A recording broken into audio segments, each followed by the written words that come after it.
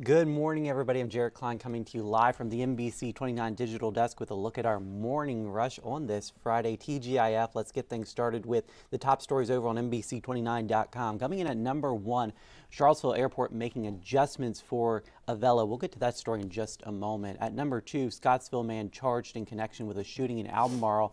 Then at number 3, Albemarle providing 2023 summer swim season update. You can find that story right now over on NBC29.com. Charlottesville Albemarle Airport is dealing with a surge of passengers thanks to increased air travel and a new airline. Avella Airlines started service last month with flights to Orlando. The aircraft it uses is a bit larger than the usual commuter jets serving passengers from places like Dulles and Charlotte. Did a lot to make the space available for that size. We brought in new seating, so we have some seating in the gate area and then of course in the concourse, and then we had to make a new space for the airline where ticketing was concerned and then just make the gate adjustments. Avella Airlines brings in 100 to 189 passengers on Mondays and Fridays on Boeing 737s. Charlottesville's Friendship Court community has a new name. The Piedmont Housing Alliance says people living there have voted to call it Kindlewood. The existing 150-unit community is undergoing a 4-phase redevelopment process that will ultimately provide homes for more than 400 families. A resident-led advisory committee came up with the idea for a new name to represent the expanded community. Well, it ain't about your pride, it's about staying alive. That's according to an award-winning author named Alex Zan, who launched a new initiative yesterday in Charlottesville. Staying alive is a pledge of nonviolence to oneself and others. It was started in hopes of creating a safer future for area youth by teaching them to think before they make a decision that could change their life forever. Pledge posters will be featured on the walls of local businesses throughout the city of Charlottesville, so keep an eye out for them, starting with Mel's Barber Shop.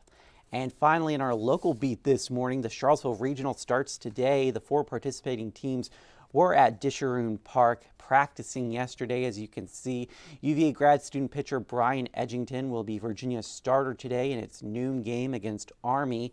This is the 17th time that Virginia has been in the NCAA tournament in Coach Brian O'Connor's 20 seasons.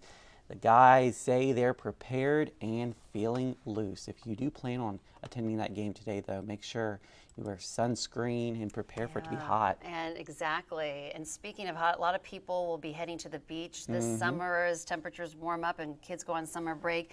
So we want to talk about rip currents. They are preventable, but yet people keep drowning.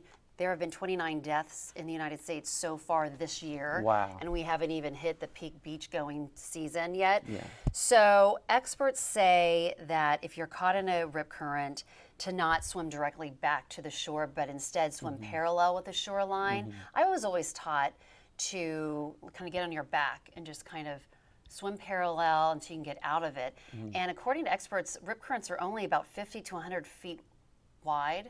So you can get out of it, but if you try to go through it, you know, you just get exhausted and then people drown. So exactly. So important information there if you're heading to the beach. Okay, so USA Today asked people what words they constantly spell incorrectly. We all have a few. We all have a few. So restaurant and definitely were one of the 2 top responses. Okay. I will say I definitely get definitely wrong. Oh, all the time. Definitely is definitely a hard one for me. Yeah. Restaurant, I had to work on that one because that's a difficult one. I agree. Business was another one. Business, license. Unfortunately, receipt. Tomorrow. I can see how maybe people got maybe 2 M's or 2 R's. This was interesting. This is supposed to be charcuterie, but they spelled it charcuterie. Charcuterie board. So. Okay. Salmon. Salmon. A lot of people forget the L. What? Yeah, it's not how you silent say L. it. Molasses. Yeah. I don't think I've ever even thought about. Now, Christmas, that's an interesting one. Kids usually misspell. They usually forget the T. Okay. Yeah, I've seen that with my kids. Yeah. Yeah. Pamphlet. Yeah. Pamphlet. You know, one for me is entrepreneur. Oh yeah, That's that's a a very hard difficult one. one. Usually I'll just type out something that looks similar to it and let spell check handle the rest. Yeah. Because I know, I mean, if spell check can't even recognize what I just typed out, I'll have to look it up online. Yeah. But Oh yeah. It's funny, like words like broccoli, and I'm like, is there 2 C's or one? Things like that. And asparagus, I have to think asparagus, about. yeah.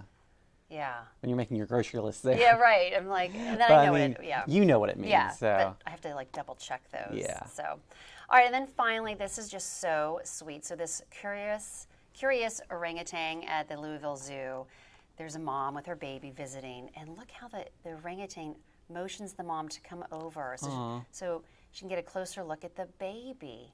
But it's just kind of like, wow, you know, animals, they get it. It's like, oh, they know that that's a baby. Yeah, they understand. Yeah, and looks like very interested. Yeah, very interested in the baby. So kind of something that's sweet to look at on a Friday. Yeah, that's a great thing to look. All right, thank you so much, welcome. Jennifer. Let's take a look at that 7-day forecast brought to you by Michael and Son Cooling. Today, a hot one, a high of 90 degrees for our Fridays after 5. We've got Mojo Pie and the Gladstones hitting the stage starting at 5:30. Make sure you don't miss that. That's at Ting Pavilion, of course. NBC29 is a proud sponsor of Fridays after 5.